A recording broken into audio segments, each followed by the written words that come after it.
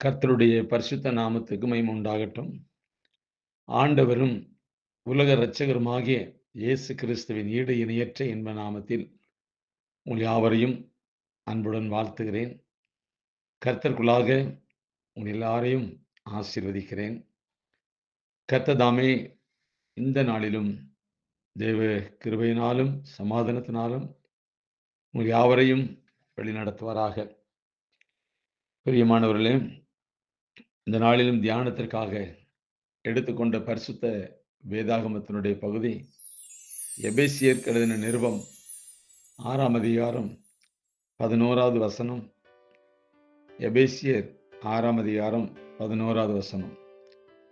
நீங்கள் பிசாசின் தந்திரங்களோடு எதிர்த்து நிற்க திராணி உள்ளவர்களாகும்படி தேவனுடைய சர்வாயுத வர்க்கத்தையும் தரித்துக் கொள்ளுங்கள். நீங்கள் பிசாசின் தந்திரங்களோடு எதிர்த்து நிற்க திராணி உள்ளவர்களாகும்படி தேவனுடைய சர்வாயுத வர்க்கத்தை தரித்துக் கொள்ளுங்கள். அன்பார்ந்தவர்களே, தூண்டில் போட்டு மீன் பிடிக்கின்றவர்கள் மீன்கள் விரும்பும் ஒரு வகையான இரையினால் ஒரு கூர்மையான தூண்டில் முள்ளை மறைக்கின்றார்கள். அவர்கள் அந்த இரையை மீன்கள் தேடி வந்து கவ்வும் விதமாக வீசி எறிகின்றார்கள். அவர்கள் மீன்களின் மேல் கொண்ட அக்கறையினால் இரையை போடவில்லை. விரும்பத்தக்க இரையை கவ்வும் போது தாங்கள் அதற்குள் மறைத்து வைத்துள்ள தூண்டில் முள்ளினால் மீனை தங்களுக்கு சொந்தமாக்குவதே அவர்களின் நோக்கம்.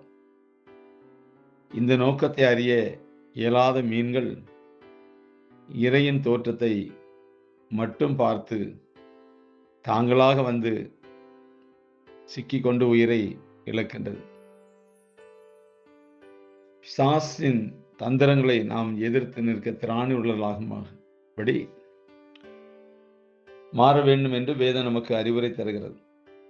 பல நேரங்களில் நமக்கு மிகவும் அவசரமாக என்ன தேவைப்படுகிறது என்பதை அறிந்து வைத்து அதற்கேற்பவே நம்முடைய வாழ்க்கையில சாத்தான் செயல்படுகிறான். நாம் தேவையை மட்டுமே முக்கிய விஷயமாக எண்ணி அதற்கு பின்னால் இருக்கின்ற சாத்தானின் தந்திர செயலை அறியாமல் போகும்போது நாம போய் வலையில் சிக்கிக் கொள்கின்றோம். ஏன்னா ஒரு மீனுடைய பார்வையில அந்த இரைதான் கண்களுக்கு முன்பாக தெரியும். அந்த இரைக்குள் மறைந்திருக்கிற அந்த ஊக்க பத்தி தெரியாது. கண்ணுக்கு முன்னாடி இருக்கிற அந்த இரையை கவ்வது அவ்வளவு ஆர்வமாக வந்து கவ்வும். இப்படித்தான் மனிதனுடைய வாழ்க்கையில் தனக்கு முன்பாக ஒரு பொருளோ ஒரு பொண்ணோ எதுவோ ஒண்ணு இருந்தாலும் அதனுடைய பின் விளைவு என்ன அப்படிங்கிறது மனிதன் அறியாதபடி சிக்கிக் கொள்ளுகிறான். அதாவது மாட்டிக்கொள்ளுகிறான், பின்பு வேதனைப்படுகிறான். அன்றைய காலகட்டத்தில் அந்த நேரத்தில் அது கிடைத்தால் போதும் அப்படிங்கிறது தான் மனிதனுடைய மனம். பரிசுத்த வேதாகமத்தில் கேயாசி என்கிற ஒரு மனிதன் இருந்தான். கேயாசி நாகமானிடத்தில் இருந்த பணத்தையும் பொருளையுமே பார்த்தான். ஆனால் அதற்கு பின் இருக்கும் தீங்கை அறியவில்லை. எனவே பணத்தை பெற்றுக்கொண்டு வந்த மனிதன் குஷ்டரோகியாகிவிட்டான். இப்படிதான் அநேகருடைய வாழ்க்கையில பின்னாடி வருகிற தீங்கை அறியாதபடி முன்னாடி இருக்கிற பொருளை விரும்புவது ஆபத்து. எனவே அந்த பணத்துக்கு பின்னாடி என்ன இருந்தது அப்படின்னு சொல்லி கேயாசிக்கு தெரியாது. அதனால என்ன சம்பவிக்கும் அப்படின்னு தெரியாது. ஆனா அவனுக்கு வந்தது குஷ்டரோகம்.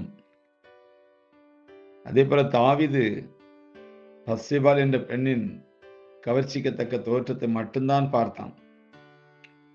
ஆனால் அதற்கு பின்னால் அவனை நொந்து போக செய்கின்ற ஒரு தூண்டில் இருந்தது. யோசேப்பிற்கு முன்னால் போத்திபாரின் மனைவி நடந்து கொண்ட விதம் அவனை அதிகமாக வசீகரிக்கும் தன்மையோடது தான். ஆனால் இளம் வயதின் வேகங்களுக்கு நடுவிலும் அதற்கு பின்னால் மறைந்திருந்த தூண்டில் முள்ளை அவன் அறிந்து சிக்கிக்கொள்ளாமல் ஓடினான் என்று நாம் வாசிக்கிறோம்.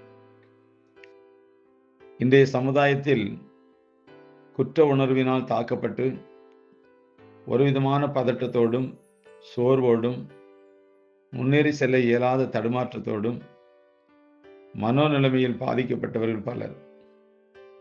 ஏனென்றால் ஏதோ ஒன்றினால் கவர்ச்சிக்கப்பட்ட போது அல்லது ஈர்க்கப்பட்ட போது அதற்கு பின்னால் குற்ற உணர்வை உருவாக்கி உருக்குலைக்கும் ஒரு தூண்டில் இருப்பதை அறியவில்லை. இந்த வயதில் இதெல்லாம் சகஜம், இன்றைய சமுதாயத்தில் இவையெல்லாம் சாதாரண விஷயம் என்று எண்ணிக்கொண்டு விரும்பியதை அடைந்து விடுகிறார்கள். ஆனால் அந்த அடைந்த பிறகு அனுபவித்த பிறகும் மறைந்திருந்த குற்ற உணர்வை ஈட்டியாக குத்தி கொண்டிருக்க ஆரம்பிக்கின்றது. அதுதான் சாத்தானுடைய நோக்கம்.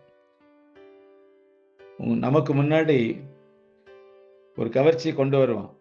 நாம விரும்புறதுக்கு ஏற்ப விரும்பத்தக்க நம்ம இருதயம் அதை விரும்பும். அதற்கேற்ப நாம் எதை விரும்புகிறோம் என்பது நமக்கு நிச்சயமா தெரியும். அந்த அடிப்படையில் சாத்தானானவன் நமக்கு முன்பாக இப்ப கேயாசிக்கு பணம் தான் அவனுக்கு கண் முன்னாடி இருந்தது. அதை தான் அவன் இச்சித்தான், ஆசைப்பட்டான், பெற்றுக்கொண்டான். ஆனால் அந்த பணத்தினுடைய பின் விளைவு என்ன அது அவனுக்கு தெரியாது. எலிசாவை சபிப்பான் அப்படின்னு சொல்லி அவனுக்கு தெரியாது. அவன் செய்கிறது தேவனுக்கு விரோதமான பாவங்கிறது அவனுக்கு தெரியாது. அன்றைய காலகட்டத்தில் அது அவனுக்கு தேவை. அவ்வளோதான். இன்னைக்கு மனிதனும் அப்படிதான் இருக்கிறான். அநேக கர்த்தருடைய பிள்ளைகளும் அப்படிதான் இருக்கிறாங்க.